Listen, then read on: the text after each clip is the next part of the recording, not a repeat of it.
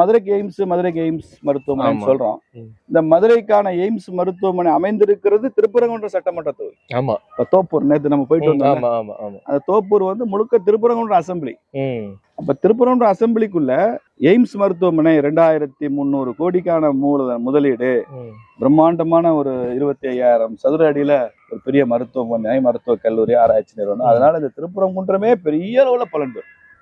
பல பேருக்கு இங்க உள்ளவங்களுக்கு வேலை கிடைக்கும், பல பேருக்கு வாழ்வாதாரத்துக்கான புது புது வாய்ப்புகள் வந்து இங்க உருவாகும் அங்க எய்ம்ஸ் வர்றது.